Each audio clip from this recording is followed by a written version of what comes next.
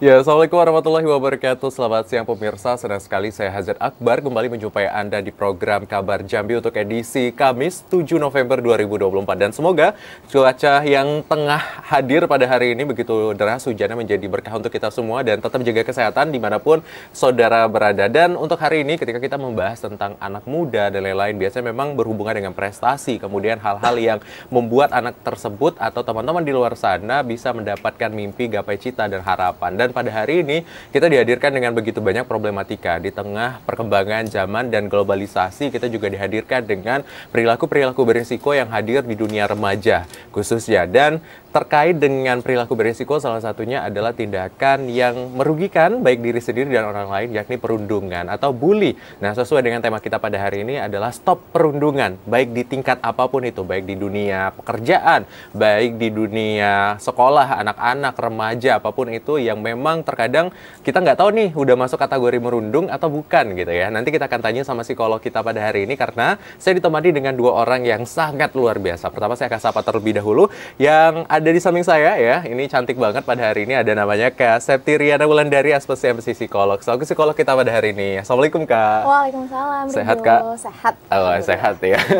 Jadi nanti kita akan tanya nih sebenarnya ketika seseorang dinyatakan ini sudah merundung atau belum gitu ya Kak. Nah, tapi nanti Kak kita tahan dulu ya Kak ya. Dan di sampingnya Kak Septiriana, ini juga nggak kalah keren. Ini pemuda Jambi yang penuh prestasi, duta genre juga, kemudian pertukaran pemuda antar negara juga, banyak sekali prestasinya. Tetapi juga beliau akan bercerita nih, teman kita Bang Dandi Pradana Putra. Iya. Ini akan bercerita tentang bagaimana sih dulunya punya pengalaman-pengalaman terkait dengan perilaku bully dan akhirnya bisa bangkit dan berjuang hari ini. Karena ini bisa menjadi insight nih untuk teman-teman yang menonton nih ya. Apa kabar Bang Dandi? Alhamdulillah baik banget. Alhamdulillah baik. Sehat ya? Tadi hujan-hujanan kesini ya? Hujan mendadak banget juga kan. Iya. Makasih banyak loh Dandi udah hadir hari ini dan menemani kita di program Kabar Jambi. Dan untuk saudara serta pemirsa yang bergabung bersama kami, langsung saja di 0741 66385 atau di 0811 743 3133. Mungkin ingin berbincang langsung dengan narasumber kita ataupun juga ingin sharing nih terkait dengan topik kita pada hari ini adalah stop perundungan. Nah, tadi di awal kan saya sudah menjelaskan Kak terkait dengan sebenarnya apa perundungan dan kapan sih sebenarnya perundungan itu dinyatakan, oh ini sudah jadi perundungan nih, gimana Kak? Oke, jadi terkadang kalau kita bahas perundungan atau bullying, istilah beken ya, seperti itu, banyak sekali yang bilang kalau, oh ini kalau udah berantem sama teman di sekolah udah disebut bully, ini kalau di musuhi sama teman sudah disebut bully, tapi benar atau enggak sebenarnya itu? Ini yang mulai banyak orang mulai keliru nih melihat bagaimana sih sebenarnya yang dimaksud dengan perundungan. Yang pertama sebenarnya yang harus dipahami adalah kegiatan itu atau perilaku itu dilakukan secara sengaja untuk melukai orang atau sekelompok orang. Itu yang terpenting, dilakukan secara sengaja. Yang kedua, dilakukan berulang-ulang. Gitu. Memang sebagai rutinitas bisa dikatakan seperti itu atau memang tidak cukup sekali dilakukan terus-menerus begitu. Dan yang ketiga adalah, ini yang paling penting juga adalah perbedaan kekuatan antara pelaku dan korbannya. Jadi kalau misalnya sama-sama kuat, ejek-ejekan gitu, itu namanya udah perkelahian. Tapi kalau ada satu yang powernya lebih besar, terus yang satunya lebih inferior, artinya mungkin dia tidak berdaya dan lain sebagainya, mendapatkan perlakuan kasar oleh satu orang yang tadi yang lebih powerful, itu yang baru bisa kita bilang bullying atau perundungan. Baik, berarti ada sosok yang mendominasi seperti itu ya Kak ya, yang akhirnya membuat perilaku tersebut dinyatakan sebagai perilaku bullying. Ini Kak Septiriana ini sangat concern di bidang bully juga, karena beliau ini ternyata ya selama perkuliahan dan lain-lain juga merupakan psikolog dari sekolah Kak Seto, bener nggak sih? Betul. Nah, sebelum kembali ke Jambi, saya di situ. Iya, baik. Nah, kalau di sana Kak mungkin bisa cerita sedikit nih terkait dengan gambaran kasus deh yang biasa ditangani terkait bully, ada nggak Kak? Oke, jadi sebenarnya justru kita banyak mendapatkan anak-anak pindahan dari sekolah lain yang sebelumnya itu mendapatkan perlakuan bully di sekolah yang lama. Jadi kita bisa melihat bahwa dari situ banyak sekali anak-anak yang ternyata punya pengalaman atau riwayat bully. gitu. Baik itu di sekolah dasar, SMP maupun SMA, yang kemudian berpengaruh pada berbagai aspek perkembangannya. Baik itu secara kognitif, sosial tentu saja, kepercayaan diri dan lain sebagainya. Jadi kalau ditanya tadi bagaimana gambaran kasusnya, itu variatif sekali. Yang paling banyak adalah biasanya verbal. Jadi kemudian sosial dikucilkan, tidak dianggap ada. Kita bareng nih tapi teman yang lain kok nggak pernah ngajak aku main ya, seperti itu. Atau dikatain dengan kondisinya yang mungkin tidak sama dengan yang lainnya, seperti itu. Dan hal itu banyak terjadi. Bisa dibilang saya tidak melakukan risetnya, cuman kayaknya hampir di setiap sekolah itu ada tuh perilaku-perilaku bullying seperti itu. Dan banyaknya berpengaruh ke kondisi psikologis, jadinya mereka withdraw atau menarik diri, kemudian prestasi akademiknya berpengaruh seperti itu, sehingga akhirnya memutuskan untuk pindah sekolah.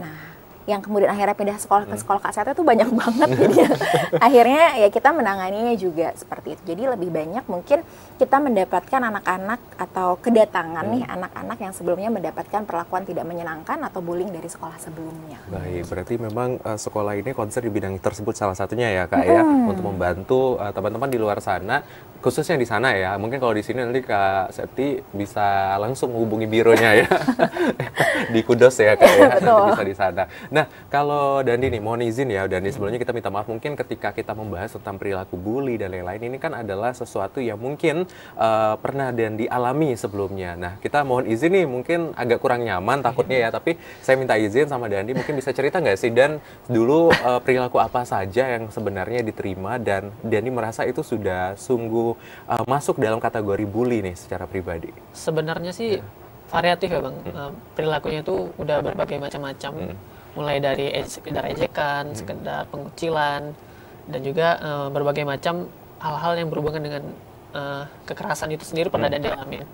Tapi itu semua semacam hal yang bisa dan dilewati secara bertahap, namun tidak mudah juga, dan alhamdulillah dan bisa melewati.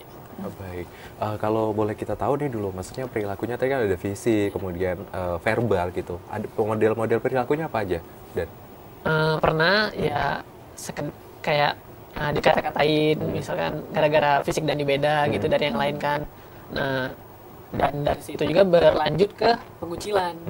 Sekedar kata-kata itu menyebabkan yang teman-temannya lain terpengaruh oleh kata-katanya tersebut, dan ya akhirnya itu berefek ke mereka Dandi sendiri, dan akhirnya berbentuk Dandi yang sekarang gitu. Baik, tapi keren banget loh Dandi ini Kak, karena juga di luar dari tadi perjuangannya ya Dandi ya, tapi punya begitu banyak prestasi. Nah itu yang keren ya. Dandi boleh cerita nggak prestasinya apa aja Dan? Alhamdulillah tahun lalu Dandi dianugerahkan sebagai Wakil 1 Duta Gender Provinsi Jambi. Dan juga sebagai top 10 di pertukaran pemuda antar negara tahun lalu juga Bang.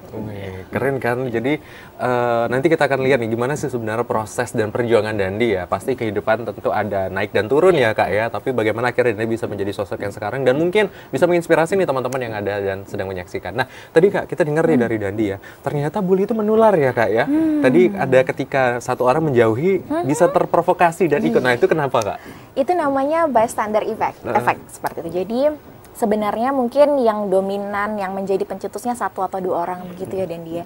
Cuman bystander ini ada 3 jenis lagi, Rido. Ada yang pertama adalah reinforcer, kemudian outsider, sama yang terakhir adalah defender. Nah, reinforcer ini yang ketika ada satu yang pencetus melakukan bully, dia jadinya ikut-ikutan juga ketawa. Nyorakin kayak, oh seru, seperti itu. Kemudian ngajakin temannya buat nontonin.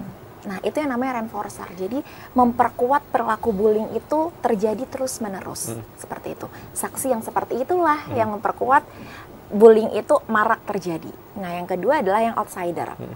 Mereka ada di situ, tapi hanya diam aja, seolah tidak terjadi apa-apa. Nah, ini buat orang-orang yang mungkin yang nggak mau ikut-ikutan ngebully, tapi nggak berani juga buat membantu seperti itu. Tapi buat teman-teman yang menjadi korban bully, pasti nggak nyaman juga dong ketika ada orang lain melihat itu menjadi saksi, tapi kok diem aja seperti itu. Nah, ketika didiamkan, itu kan salah satu bentuk bahwa tidak ada konsekuensi dari perilaku bullying itu sendiri. Makanya ya udah diulangi terus dan sebagainya. Nah, yang terakhir ini yang terpenting sebenarnya, yang sifatnya adalah defender. Artinya dia yang membantu Dandi atau teman-teman yang lain yang mengalami bullying ini untuk bangkit nih, gimana caranya, seperti itu. Kemudian nggak boleh ngebully, jangan seperti itu, nanti saya laporin sama guru nih, misalnya seperti itu. Jadi yang sifatnya itu bisa membackup atau membantu teman-teman yang mendapatkan perilaku bullying, itu namanya defender. Nah, jadi itulah ketika kita bicara bully sebenarnya Rido dan Dandi, ini bukan hanya masalah antara pelaku dan korbannya aja, tapi juga saksi, tapi juga ekosistemnya jauh lebih besar, karena kita masalahnya sistem berarti. Bagaimana lingkungannya kemudian memberikan supportnya seperti apa, merespon kasus itu bagaimana, begitu. Jadi ini pentingnya ketika kita bicara bullying itu bukan hanya bagaimana mengubah perilaku pelakunya aja atau memperkuat mentalnya korban aja, tapi juga untuk bagaimana memperkuat, membangun ekosistem lingkungan yang sangat bisa suportif supaya anti bullying itu benar-benar terjadi. Seperti itu. Jadi memang yang harus dikuatkan dan dibenahi atau ditingkatkan ya Kak ya, salah satunya tidak hanya bagaimana sisi dari perilaku ataupun juga korban gitu ya, tetapi ya tadi yang paling penting salah satunya reinforcer ya, yang memperkuat malahan perilaku tersebut jadi muncul. Nah, Dandi, kalau berdasarkan pengalaman tadi kan kita udah dengar nih dari Kak Septi, sang psikolog kita pada hari ini. Nah, yang disampaikan yang tadi disampaikan oleh Kak Septi, bagaimana nih kejadian yang pernah Dandi alamkan? Apakah memang pernah di posisi yang disampaikan, ada yang menyaksikan, ada yang membantu nggak saat itu, atau sebenarnya rata-rata akhirnya ya sudah mengabaikan kayak gitu? Untuk situasi itu ya, kebetulan itu kan terjadi di masa lalu ya, di SD ya, di SD dan Dina. Untuk yang disebutkan Kak Septi tadi, rata-rata mereka itu nggak ada yang jadi defender. Mereka itu lebih ke arah liatin aja ataupun ikut ngesorakin gitu. Nah, dan itu sampai sekarang menjadi salah satu alasan terkuat kenapa membentuk diri Dandi ke depan-depannya gitu. Jadi Dandi menjadi semakin tertutup, menjadi semakin kayak menjauhi orang-orang dan fokus ke diri sendiri masing-masing. Nah, itu pun berlanjut di jenjang pendidikan selanjutnya. Pembulian yang Dandi alami itu kembali lagi berbeda. Dan itu kayak semacam penyakit yang ada di setiap sekolah-sekolah di Indonesia mungkin ya. Baik, berarti kita sorotin adalah memang ibaratnya seperti gunung es ya Kak ya. Mungkin yang terlihat cukup beragam, tapi sebenarnya yang paling banyak itu yang masih tertutup dan belum tergali secara penuh. Nah, Kak Septi, kita tahan dulu ya Kak Septi dan Dandi ya. Ini begitu menarik pemirsa dan juga saudara, bagaimana sebenarnya keterlibatan tadi dari psikolog kita dan juga kesaksian nih dari Dandi yang pernah mengalami hal yang serupa gitu ya. Bahwasanya memang tidak hanya keterlibatan dari membentuk pribadi pelaku dan korban gitu ya, tetapi juga harus ada lingkungan yang membantu agar memang bully ini bisa dihentikan gitu. Jadi tidak hanya membantu korban dan juga pelaku. Dan usai jeda kami masih akan kembali, saudara tetap di Dialog Kabar Jambi.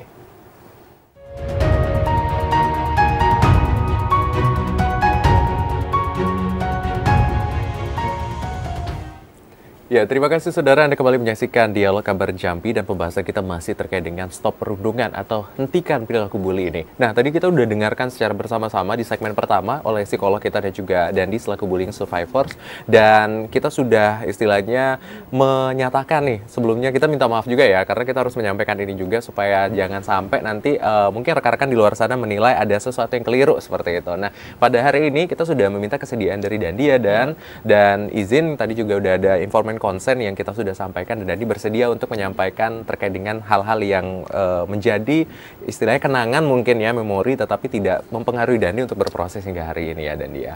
Nah, kita lanjut ya Dandi dan juga Kak Septi ya. Jadi menarik nih ketika kita membahas tentang bully, karena memang tadi disampaikan di awal dan sebelum tadi segmen berakhir, Dandi menyampaikan memang ini sudah menjadi istilahnya sesuatu yang dianggap lumrah atau rahasia umum deh perilaku bully di Indonesia dan di dunia pendidikan deh khususnya. Itu kenapa ya Kak? Kalau Kakak bisa menyampaikan pandangan. Okay. Sebenarnya kalau berkaitan dengan apakah sudah menjadi rahasia umum dan apakah terjadi di setiap sekolah seperti itu, mungkin ada, tapi kita tidak tahu semasif apa di tiap sekolah, pasti berbeda-beda. Dan sejauh bagaimana sekolah itu kemudian merespon perilaku tersebut itu kan pasti juga beda-beda tiap sekolahnya. Itu yang terpenting gitu ya. Jadi artinya maksudnya kita nggak bisa samaratakan bahwa setiap sekolah pasti ada bullying dan semuanya pasti intens seperti itu ya. Nah, kenapa bisa terjadi adalah biasanya yang kalau kita menilainya dari lingkungan yang besar secara sistem, biasanya perilaku bullying itu akan terjadi kalau kecil supervisi. Artinya biasanya terjadi kalau misalnya kelas kosong atau kurangnya pengawasan. Sekolahnya tidak menganggap bullying itu sebagai concern. Jadi tidak ada sosialisasi mungkin, tidak ada monitoring, kemudian tidak ada tindak lanjut ketika ada yang melaporkan kondisi tersebut seperti itu. Nah makanya sekarang syukurnya mungkin kementerian, kemudian dinas pendidikan juga sudah mulai banyak nih menggalakkan tentang informasi tentang bullying ini, sekolah anti bullying seperti itu. Karena dulu tahun 2022 sepertinya saya diminta oleh Kementerian Pendidikan untuk di bidang SMK-nya untuk ke beberapa sekolah menjadi sekolah SMK percontohan memberikan materi tentang anti bullying seperti itu sama growth mindset. Artinya kan di sini pemerintah pun sudah sadar bahwa isu ini sangat perlu untuk diangkat dan menjadi concern di setiap sekolah seperti itu. Tapi kalau kembali lagi ke pertanyaan yang tadi, kenapa bisa terjadi? Nah, biasanya paling besar alasannya adalah tadi kecilnya supervisi dari orang yang lebih berkuasa. Contohnya adalah gurunya gitu. Jadi kalau ditanya gimana jadinya untuk memperkuat atau memperketat lingkungan sosial, lingkungan di sekolah menjadi lebih nyaman, ya artinya adalah orang-orang di dalamnya, dalam sistem itu sendiri, semuanya harus paham bahwa mana batasan-batasan bully itu dan apa yang harus perlu ditindaklanjuti ketika ada isu-isu atau perilaku yang mengarah pada bully. Bukan hanya langsung bullyingnya, tapi kalau sudah melihat, oh ada arahnya nih ke bully, nah itu juga langsung perlu untuk ditindaklanjuti seperti itu. Baik, berarti memang balik lagi adalah di pengawasan ya, Kak. Betul. Keterlibatan semua pihak, apalagi ada otoritas tertentu maksudnya. Betul. Yang memang harusnya bisa mengawasi, baik dari dinas, kemudian guru dan lain-lain. Nah, kita ke Dandi, dan waktu itu ketika memang proses dari perilaku itu muncul dan lain-lain, perlindungan yang pertama dan didapatkan apakah dari pihak sekolah, apakah memang ada unsur tertentu nih yang membantu saat itu? Alhamdulillah ya. Kalau dari sisi pihak sekolah, mereka mungkin nggak tahu tentang adanya perilaku itu. Namun ketika Dandi sampai rumah, alhamdulillah dapat respon yang positif dari orang tua. Orang tua pun memberikan semangat ke Dandinya sendiri dan juga ya membuat itu sebagai hal yang bisa dilalui aja gitu. Jangan terlalu dipikirkan dan juga biar nggak terlalu berdampak ke mentalnya Dandi sendiri. Mungkin mereka terus memberikan semangat gitu sih Bang. Alhamdulillahnya orang tua Dandi sportif gitu. Baik, berarti support system yang besar sekali membantu Dani saat itu adalah orang tua yang akhirnya membantu Dani untuk bisa terus berkembang dan berproses ya. Nah, kalau hingga saat ini, kalau menurut Dandi perilaku tersebut masih mempengaruhi Dandi atau sebenarnya Dandi udah berdamai ya udah deh gitu, tetapi bisa menjadikan Dandi sosok yang lebih kuat lagi atau seperti apa Dan? Ya, seperti yang Abang bilang, itu membuat Dandi menjadi sosok yang lebih kuat lagi, terutama karena perilaku tersebut yang pertama kali menjadi benar-benar titiknya Dandi berubah dari orang yang ya cuman polos aja gitu, orang-orang yang nggak terlalu ingin mencoba hal baru. Nah akhirnya dengan titik bully tersebut Dandi dapat lebih penasaran dengan hal-hal lain gitu yang bisa membuat diri Dandi lebih kuat lagi, diri Dandi lebih tahan banting lagi. Nah, akhirnya pun Dandi hobi mencoba dan juga sampai di titik sekarang ini. Gitu sih, Bang. Jadi membantu Dandi untuk menunjukkan nih kalau punya beberapa fashion mungkin yang gairah ya akhirnya salah satu diwujudkan dari titik balik tadi ya. Mungkin perilaku-perilaku tersebut sudah Dandi maafkan tentunya? Sudah Dimaafkan ya. Sudah berdamai. Sudah berdamai. Nah, kalau kita membahas tadi Kak, ini kan terkait dengan berdamai dengan diri dan lain-lain. Sebenarnya kalau kita melihat dampak bully tidak hanya dari korban tetapi juga pelaku ini secara jangka pendek, panjangnya seperti apa sih Kak? Oke, dampak. Kalau sebelumnya kita bahas faktor kenapa bully itu terjadi seperti itu, kalau dampak itu pasti sangat luas sekali seperti itu. Karena yang pertama kalau kita melihatnya dari korban, sudut pandang korban seperti yang tadi udah dan disampaikan berpengaruh pasti ke bagaimana dia memproses pengalaman itu. Dan tidak semua teman-teman yang mengalami bullying itu bisa sehebat Dandi loh. Jadi shout out banget ya untuk Dandi yang udah bisa berproses jadi jauh lebih baik seperti itu. Dan sudah mau bercerita pada hari ini. Dan mau bercerita, artinya Kak Sapti berharap sudah betul-betul berdamai sehingga setelah ini tidak ada sesi lagi ya. Gitu. Jadi benar-benar sudah pulih seperti itu. mungkin kenangannya tidak bisa terlupakan, pengalamannya tidak bisa lupa, tapi sudah tidak ada emosi yang terbawa lagi ketika mengingat pengalaman itu. Nah, dampaknya kalau untuk teman-teman yang mungkin tidak sehebat atau belum berhasil seperti Dandi adalah banyak sekali. Pertama, jadinya menarik diri. Apalagi kalau tadi dia tidak bisa menemukan support system. Di rumah mungkin keluarganya juga tidak optimal untuk memberikan support misalnya seperti itu. Maka bisa jadi jadi menarik diri, kemudian semakin tidak percaya diri untuk berinteraksi dengan teman-teman. Tadi Dandi juga sempat mention soal itu, sempat terjadi sama Dandi juga begitu. Kemudian jadinya tidak percaya bahwa dia punya kemampuan. Jadi mengerus self awareness dia bahwa dia punya potensi, karena selama ini dia selalu dianggap rendah, kecil, salah dan hal-hal yang mengecilkan dia lah seperti itu. Kemudian bisa menjadi berpengaruh terhadap Basti jadi stres. Kemudian kalau udah stres, nggak semangat berinteraksi, nggak semangat belajar, jadinya apa? Penurunan prestasi akademik.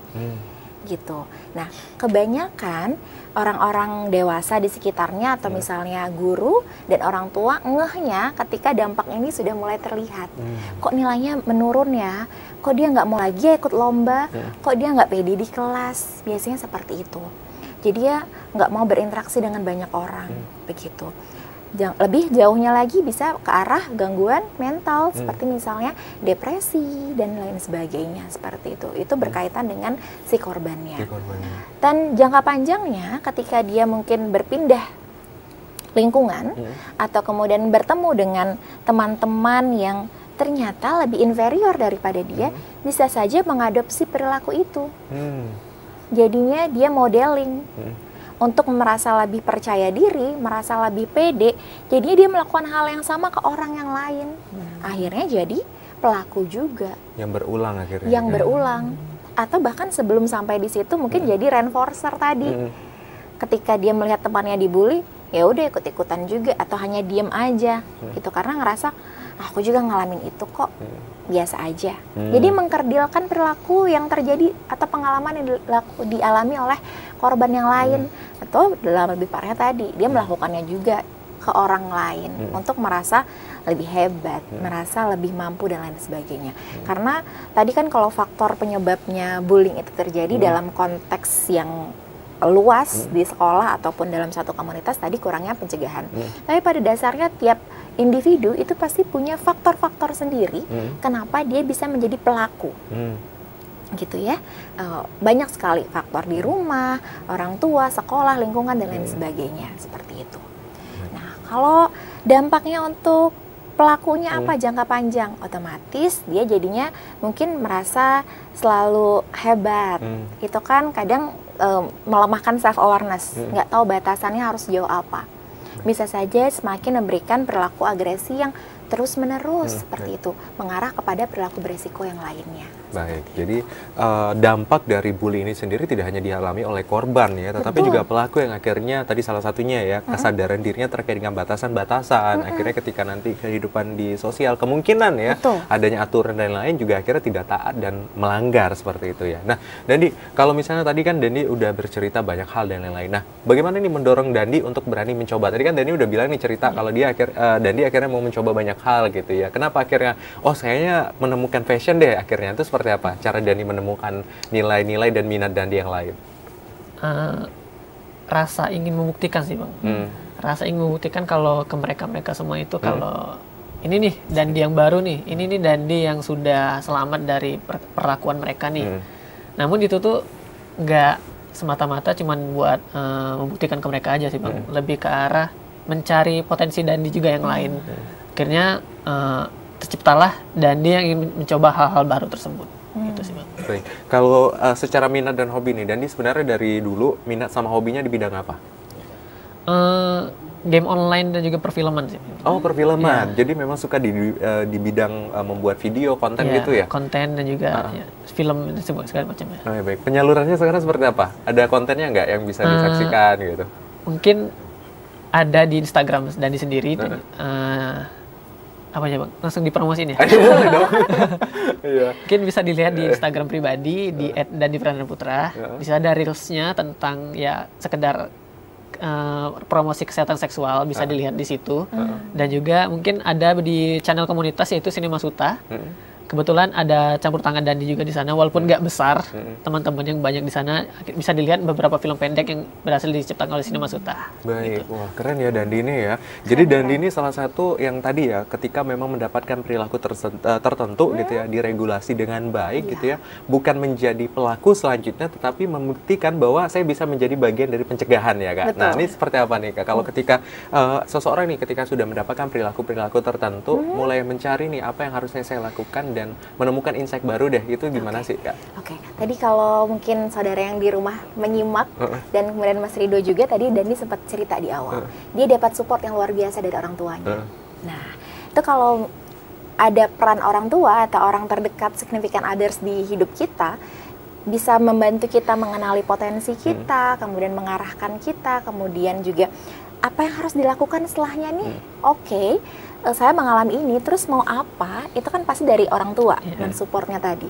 Nah itu pentingnya. Jadi ketika kita menemukan mungkin ada korban di sekitar kita atau bahkan mungkin teman kita atau let's say anak kita, mungkin kalau ada yang nonton sudah punya anak seperti itu, maka jadilah orang yang suportif, yang bisa menjadi support system yang positif untuk anak-anak atau untuk para korban ini, sehingga dia bisa mengelola tuh rasa tidak percaya dirinya, rasa tidak mampunya menjadi sebuah lonjatan atau kita bilang bouncing back, gimana dia bisa setelah jatuh kemudian melenting jadi lebih hebat lagi gitu. Karena nggak banyak hebat sekali dan dia bisa berproses dengan sangat baik, jadi justru bisa berprestasi, menyalurkan passionnya dengan sangat oke seperti itu. Dan ini yang bisa menjadi mungkin inspirasi buat teman-teman yang lainnya yang mengalami bullying, adik-adik kita yang lainnya, sehingga kita benar-benar bisa menjadi pribadi yang jauh lebih baik meskipun kita mungkin mengalami hal yang tidak nyaman sebelumnya, seperti itu. Baik, nah Dandi, ini menarik ya, tadi disampaikan oleh Kak Septi ya, selaku psikolog kita pada hari ini, bahwa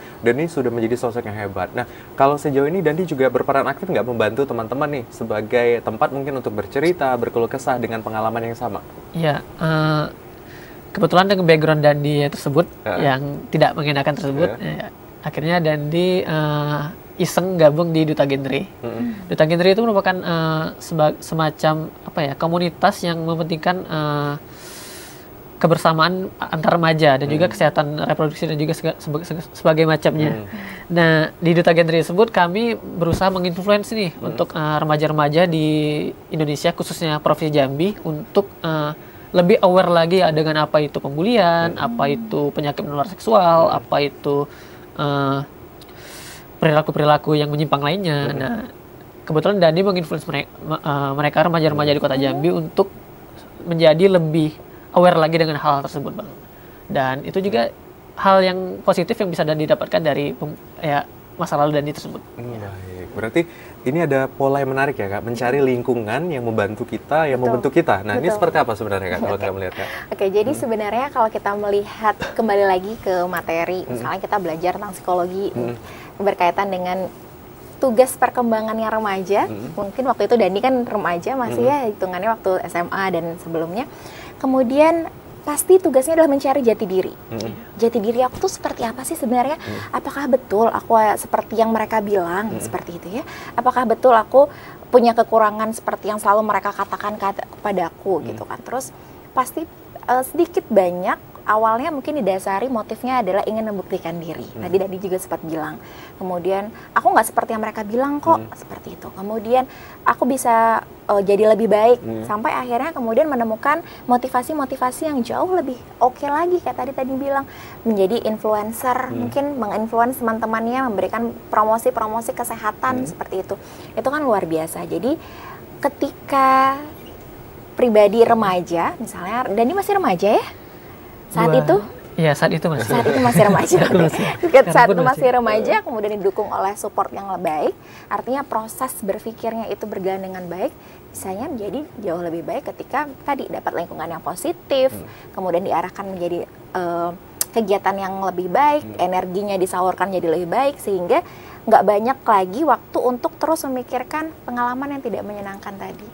Dan kalau teman-temannya sudah positif, pasti jadinya dia akan lebih fokus sama hal-hal yang tadi meningkatkan kemampuan dan lain sebagainya. Wah, luar biasa. Jadi memang tadi ya kita garis bawahi ketika memang mendapatkan pengalaman yang kurang menyenangkan dari perilaku bully, yang disampaikan oleh dua narasumber kita pada hari ini adalah mencari dulu support system terbaik itu siapa. Mungkin orang tua adalah salah satu ya kalau dari pengalaman Dandi. Kemudian mulai mencari ini, mungkin bukan kalau apa ya, ada kata pepatah deh.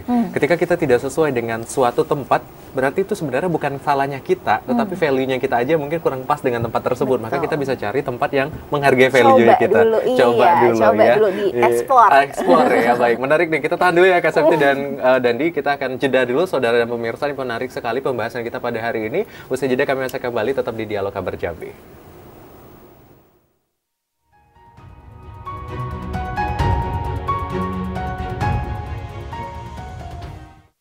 Terima kasih saudara yang kembali menyaksikan Dialog Kabar Jambi, dan pembahasan kita masih terkait dengan stop perundungan. Dan untuk saudara atau pemirsa yang bergabung bersama kami dan juga langsung berbincang dengan topik kita pada hari ini dan narasumber kita pada hari ini, langsung saja di 0741 6385 atau di 0811 743 3133. Nah, kita kembali lagi. Tadi terakhir sebelum kita menutup segmen kedua gitu ya, banyak hal yang akhirnya menjadi faktor pendorong, akhirnya yang membuat orang menjadi bully gitu ya, ataupun juga dampak-dampak lebih lanjut seperti ya jangka panjang di jangka menengah, tidak hanya dari korban tapi juga pelaku. Nah, kalau kita sudah membahas tentang ini kan kontekstualnya bully sering terjadi ya, kalau salah satunya mungkin di bidang pendidikan atau di lingkungan-lingkungan tertentu, dan tidak menutup kemungkinan di dunia kerja pun juga demikian ya Kak ya. Nah, sebenarnya bagaimana sih ketika kita menemukan ada korban bully nih, mungkin dari sosok guru deh atau mungkin dari individu-individu tertentu, harusnya seperti apa Kak? Yang pertama, ketika kita mendapati kondisi anak yang kemudian cerita mungkin ya, atau kita melihat terjadi perilaku bully itu, yang pertama kita lakukan dukungan psikologi awal atau kita singkat biasanya DPA bahasanya. Nah, itu yang pertama adalah membuat si korban ini merasa nyaman terlebih dahulu. Misalnya kita tenangkan, kita kasih air minum mungkin, membuat dia merasa nyaman dulu sehingga tidak emosional ketika bercerita. Kemudian kalau sudah, kita minta dia untuk bercerita boleh. Jadi kita dengarkan saja dulu, tanpa menginterupsi, tanpa kemudian memberikan judgement dan sebagainya, tanpa memberikan tambahan-tambahan cerita seperti itu. Kita dengarkan saja dulu secara aktif. Supaya apa? Supaya emosi yang dia rasakan itu bisa diproses dulu, bisa diterima dulu. Nah, setelah selesai baru kita hubungkan. Hubungkan itu seperti apa? Kita konfirmasi kondisinya itu seperti apa sih? Kita mungkin bisa libatkan dengan orang tuanya, kita panggil untuk kemudian apa program yang bisa kita berikan untuk pendampingan anak, atau bahkan mungkin ke pelakunya apa mediasi yang bisa kita lakukan. Atau kalau misalnya dia ternyata sudah sangat butuh bantuan oleh profesional, misalnya kalau bullyingnya sudah sangat parah sehingga mungkin butuh visum atau mungkin butuh pendampingan oleh psikolog seperti itu, dan itu bisa dilakukan. Jadi yang pasti adalah pertama buat korbannya merasa tenang dulu, nyaman, kemudian dengarkan secara aktif, biarkan dia bercerita, yang terakhir baru koneksikan, hubungkan dia dengan profesional atau hal-hal yang bisa membuat dia jadi lebih merasa lebih baik seperti itu. Baik, berarti pertama ya, yang paling penting tadi garis bawah adalah dengarkan dulu ya Kak, yang paling penting, karena ketika kita mendengarkan membantu juga ya Kak ya, belum tentu ketika kita menyampaikan pendapat, pandangan itu bisa memberikan bantuan, malah dengerin aja dulu ya Kak ya, dengerin aja. Nah, Dandi, kalau Dandi sendiri nih berdasarkan tadi pengalaman dan yang lain ya, waktu prosesnya akhirnya menemukan minat, bakat dan yang lain gitu. Nah, apa nih yang akan dilakukan lagi nih dalam waktu dekat? Ada nggak sih hal-hal yang mungkin apa ya jadi target rencana gitu, pengen ngapain gitu? Boleh nggak diceritain? Dalam waktu dekat ya Bang. Saat ini sedang itu sih Bang, lagi proyek penggarapan film pendek lagi bersama dengan kantor bahasa Bang. Jadi Sinema Suta itu collab dengan kantor bahasa. Kami sedang membuat film pendek berbahasa daerah tentang kelereng. Nah, ya. Kalau Abang pernah dengar kata kuju, kuju ya. Nah, itu kami mendefinisikan filmnya itu tersebut melalui kata kuju itu. Nah, untuk detailnya mungkin nanti di setelah filmnya tayang ya Bang. Sekarang ya. Sedikit ya. Intinya tentang kelereng. Dengan kelereng. Menarik. Baik, berarti kalau dulu ya, kalau bahasa permainan tradisional, ini kuju aku ya, ini kuju kau ya, kayak gitu ya. Jadi itu kuju ya yang dijadikan topik. Ini keren ya. Jadi sudah mulai menemukan bakat dan minatnya yang lebih lanjut lagi, sudah punya kolaborasi lebih lanjut malah ya Kak ya. Tidak hanya sendiri, udah sama instansi-instansi besar ya. Kita doain sukses terus ya Dani ya untuk program dan lain-lain. Nah, Kak, kalau tadi kan kita di awal sudah membahas tentang kenapa sih akhirnya ada bully, perilaku dan lain-lain. Nah, Kalau kita melihat sebenarnya apa yang harusnya dilakukan lebih lanjut oleh unsur-unsur terkait deh, baik di lingkungan sekolah, kemudian juga di lingkungan tertentu yang memang mungkin terindikasi. Karena tadi di awal kakak menyatakan kita tidak bisa memukul rata kan, ada apa istilahnya balik-balik, ada signifikan tertentu, ada yang mungkin tinggi, ada yang rendah gitu ya kan. Ini seperti apa sih harusnya program yang membantu deh untuk program bully ini memang benar-benar stop gitu? Oke.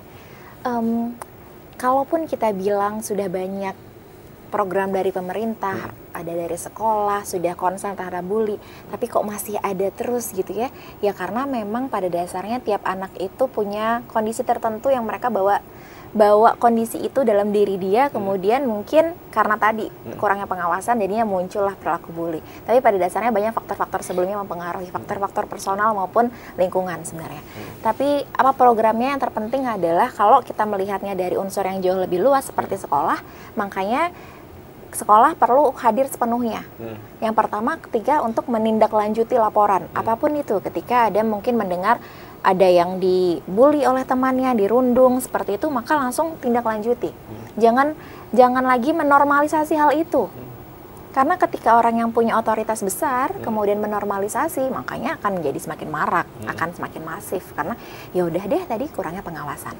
Artinya tindak lanjuti, panggil, diskusikan, kasih sanksi mungkin, atau kasih yang terpenting adalah pendampingan. Kadang pelaku bullying ini butuhnya pendampingan karena dia pasti punya kondisi khusus sehingga kenapa sampai melakukan bully seperti itu. Jadi jangan perilakunya yang kita hardik aja, tapi kita harus tahu dulu nih akar masalahnya di mana. Ternyata akar masalahnya mungkin dia beraliansi dengan geng, atau mungkin dia tergabung dalam kelompok yang konformitas melakukan itu, atau bahkan mungkin lebih jauh lagi ternyata di rumah dia melihat itu dari orang tuanya.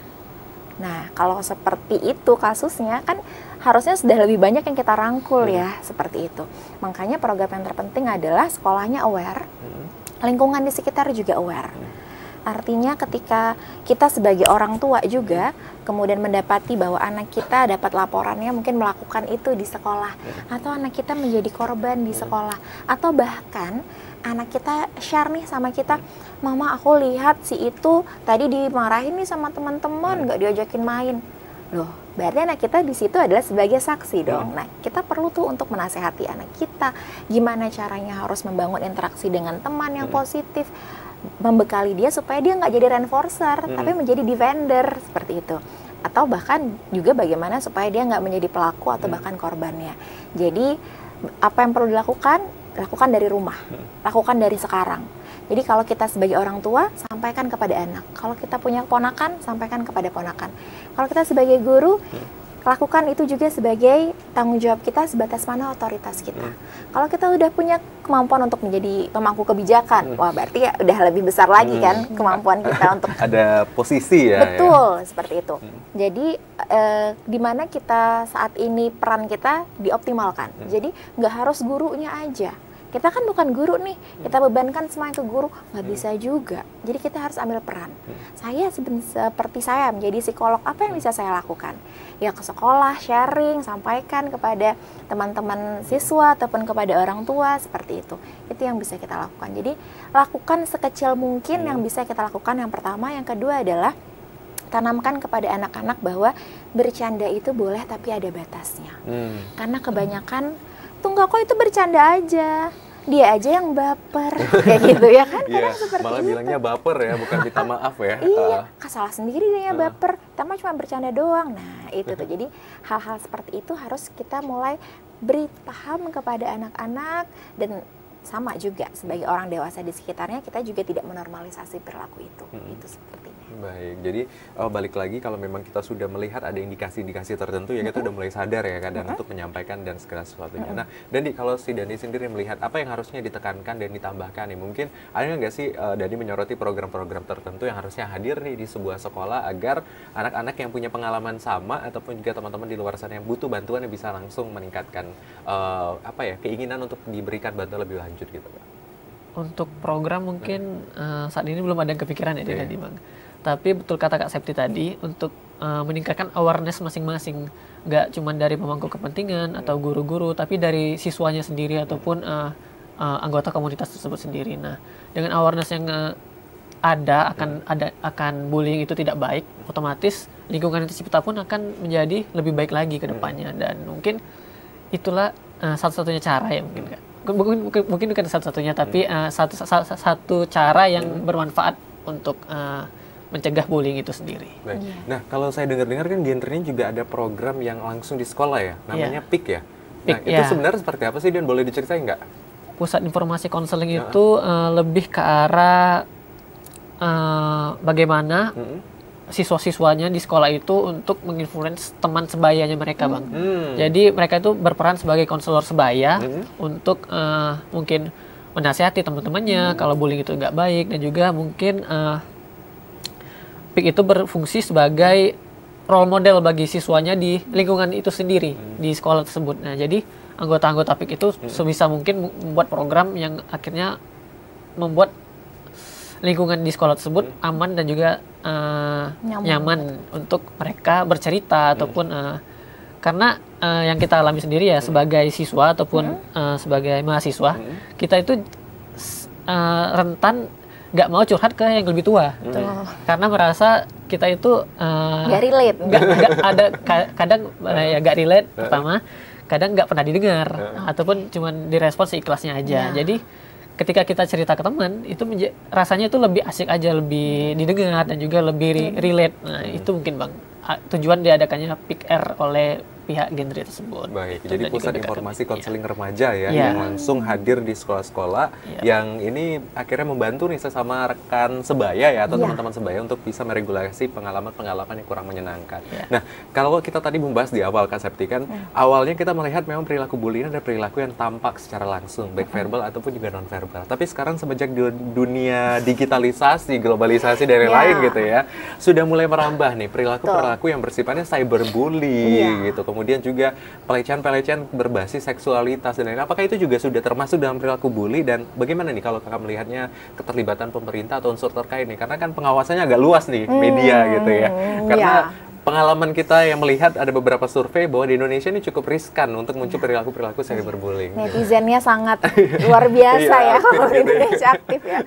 Nah, itu tadi ya ada memang sudah muncul istilah baru atau ranah baru berkaitan dengan bully adalah cyberbullying beberapa tahun belakangan sebenarnya. Nah, seperti misalnya memberikan komentar negatif, body shaming melalui sosmed dan komentar-komentar di media sosial seperti itu emang sudah mulai marak. Nah, ini yang tadi saya bilang, karena ketika di media sosial semuanya kan jadi ruang publik ya, semua orang katanya boleh menyuarakan apapun, bisa menyampaikan apapun, sehingga tanpa sadar, tanpa batas melakukan hal-hal yang menyakiti orang lain seperti itu. Terus gimana peran pemerintah? Wah, luas sekali ya, maksudnya wah ini ranah yang sangat nggak mungkin semua akun itu di-ban satu-satu infonya gitu ya. Fake akun gitu ya, second akun masih banyak lagi ya Kak ya. Betul. Artinya kan tadi, gimana kita bisa membentengi anak kita masing-masing, keluarga kita, mana sih yang boleh, mana yang tidak, seperti itu. Komentar-komentar yang masih lazim dan awam, bentuk kritik dengan sudah namanya kekerasan, pelecehan, itu mana batasannya, bedanya. Nah, di situ yang kadang kita kesulitan tuh untuk memaparkan itu kepada anak-anak seperti itu. Nah, makanya kadang kita, bukan kadang lagi ya, sepertinya saat ini kita sudah perlu untuk memberikan edukasinya melalui media sosial. Seperti itu. Jadi batasannya seperti apa, bukan hanya sekedar di ruang kelas seminar saja. Itu kan konvensional sekali zaman kita sekolah kali ya. Modelnya ceramah gitu. Modelnya ceramah itu kan membosankan ya, dan dia. Makanya tapi kalau kayak tadi PIK itu kan lebih langsung tatap muka, diskusi dengan teman sebaya yang sudah diberikan materi untuk menjadi konselor sebaya itu seperti apa gitu. Nah, makanya kita juga bisa melibatkan nih kemampuan atau perkembangan teknologi ini sebagai media kita untuk sharing. Seperti tadi yang dilakukan melalui film mungkin, atau melalui video reels. Nah, kita juga bisa buat seperti itu. Jadi makanya kita perlu dorong semua anak-anak, semua individu untuk memberikan suguhan lah, atau konten-konten yang positif. Sehingga kita meminimalisir adanya netizen-netizen yang sifatnya seperti itu. Kadang itu tuh caper Anak Serido. Jadi biar dinotis dia melakukan perilaku-perilaku atau komen-komen yang negatif. dan kepada public figure yang sifatnya ya harus berani dikritik dong. Nah gitu. Nah jadi kita perlu hati-hati nih, batasi. Jadi kalau orang tua punya peran bisa ngecek, ceklah. Tapi kalau tidak, kita harus dampingi anak kita menggunakan media sosial, dan kita yang mungkin sudah kemampuan berpikirnya sudah jauh lebih matang ini menggunakan media sosial itu untuk memberikan edukasi juga yang positif gitu. Jadi kalau ada nemu komen yang negatif, boleh di-report aja. Boleh kalau Indonesia laporkan seperti itu ya. Jadikan sebagai spam dan lain sebagainya. Karena itu penting supaya nggak makin masif. Jangan dinormalisasi. Jangan dinormalisasi. Apalagi kalau misalnya sama-sama direspon, akhirnya panjang. Jadinya gitu, panjang. Jadi panjang. Pokoknya mending direport aja ya, atau report dilaporkan. aja. Jangan kasih panggung buat yang seperti itu. Baik. Nah, kalau tadi ya, karena memang balik-balik nih, ada penyuaraan hak ya. Ini kan hak saya untuk bersuara dan lain-lain. Tapi kalau hak kita sudah mengganggu hak orang lain, apakah itu masih dianggap sebuah hak gitu ya? Jadi memang kita sebagai masyarakat ataupun juga individu yang mulai harus sadar deh kalau mungkin ketikan-ketikan kita ya, maklum nih dulu katanya lidah ya, sekarang tangan ya yang agak harus diwanti-wanti gitu ya. Jempolnya lebih jahat gitu. Jadi hati-hati untuk mengungkapkan segala sesuatu, bedakan kritikan sama mungkin sesuatu yang mungkin negatif gitu ya. Nah, dan ini juga sangat aware ya di bidang media gitu untuk menyuarakan hak-hak terkait dengan kesehatan reproduksi salah satunya. Dan gimana nih selama ini respon yang dikeluarkan oleh followersnya mungkin atau pengikut ketika Dandi menghadirkan konten-konten positif ini, gimana nih? Alhamdulillah respon yang diadakan ya baik ya, terutama baik. Mereka setuju dengan apa yang Dandi share, dan juga mereka pun kembali nge-reshare itu di story-nya masing-masing, dan juga dukungan mereka juga terus untuk menginfluence Dandi untuk bikin konten-konten selanjutnya gitu sih, Bang. Baik, berarti itu yang penting. Sosoknya, jadi ketika ada yang seperti Dandi, kita harus support. Jadi kasih komen yang positif, like, share. Jadi dia semangat buat konten yang seperti itu lagi.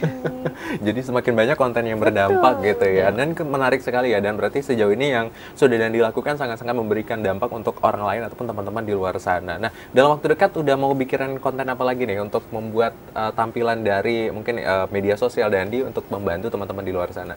Untuk dalam waktu dekat mungkin lagi break dulu ya Bang dari perkontenan, karena Dandi sendiri sedang fokus di magang dan juga skripsi. Nah, jadi untuk ide-ide konten mungkin Dandi tunda dulu sampai mungkin tahun depan Bang. Tapi Dandi juga kemarin ada beberapa proyek itu bersama Forum Indonesia Muda. Dandi mengadakan sebuah seminar gitu di salah satu SMP di kota Jambi. Yaitu tentang bijak bermedia sosial Bang. Nah, karena tadi awareness yang Kak Septi berikan tadi sudah pernah dan diimplementasikan di lingkungan-lingkungan di SMP. Nah, itu bertujuan untuk mereka sendiri paham bagaimana sih bermedia sosial yang baik dan benar, bagaimana sih bermedia sosial yang tidak menyinggung orang lain dan juga tidak menimbulkan cyberbullying itu sendiri, Bang. Wah, berarti keren sekali Dandi ya. Kita butuh sosok Dandi dan Dandi lainnya atau mungkin orang-orang lainnya yang punya kemampuan yang sama gitu ya. Ketika memang punya pengalaman-pengalaman yang mungkin tidak menyenangkan di masa lalu, tetapi bisa dijadikan momen untuk benching bone gitu ya. Meningkat lagi nih, bangkit lagi membantu orang lain di luar sana. Nah, kita tahan dulu ya Kak Septi dan Dandi, ini pembahasan kita sudah begitu menarik. Tadi bagaimana keterlibatan semua pihak. Usai jeda kita masih akan kembali tetap di Dialog Kabar Jambi.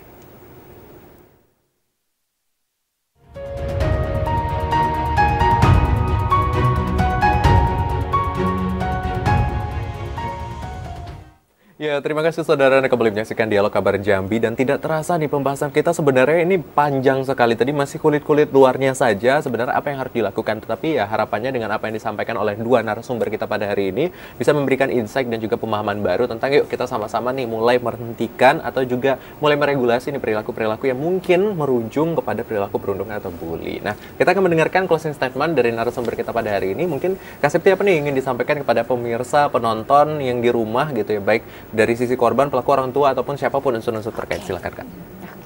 Buat teman-teman yang mungkin mendengarkan di rumah, jadi saya ingin mengingatkan saja bahwa kita semua punya peranan. Dan gunakan peranan kita itu untuk tidak menormalisasi perilaku bullying, tapi sebaliknya kita membuat lingkungan yang anti bullying.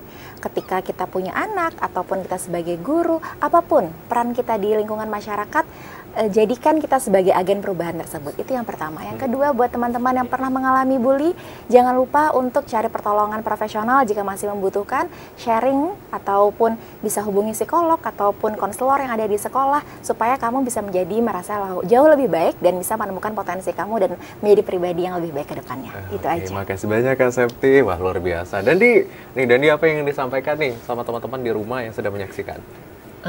Apa ya? Mungkin buat semuanya yang menjadi korban bully ataupun pelaku bully, terutama korban deh, untuk para korban bully, tolong cerita ke siapapun yang mau mendengarkan, karena gak baik jika semua pengalaman itu disimpan sendiri, ditahan sendiri, karena dengan kalian cerita itu kalian bisa setidaknya melegakan perasaan kalian apa yang sedang kalian alami, dan juga hadapi dengan beragam hal-hal lain seperti laporkan, seperti keluar dari komunitas zona tersebut, dan juga mungkin pelajarin sebuah ilmu. Ini khusus yang sudah sedikit dewasa ya, mungkin pelajari sebuah ilmu yaitu stoik, di mana di ilmu stoik itu kalian bisa meregulasi bagaimana keadaan kalian. Nah, dan kemudian apa lagi ya? Mungkin berdamai dengan diri sendiri dan carilah kemungkinan baru yang bisa membuktikan pada para pembuli tersebut kalau kalian bisa lebih baik dari apa yang mereka katakan ataupun apa yang mereka perbuat. Baik, terima kasih banyak Dandi, luar biasa. Terima kasih sudah hadir pada hari ini Kak Septi dan juga Dandi. Dan pemirsa, tadi adalah dialog kita terkait dengan bagaimana stop perundungan. Peran penting adalah keterlibatan semua pihak karena tidak hanya terkait dengan pelaku dan korban, tetapi semua orang punya porsi yang sama untuk mencegah perilaku perundungan ini akan kembali atau tidak di kemudian hari. Saya Hazard Akbar, mewakili kerabat kerja bertugas, pamit undur diri. Wassalamualaikum warahmatullahi wabarakatuh dan sampai jumpa.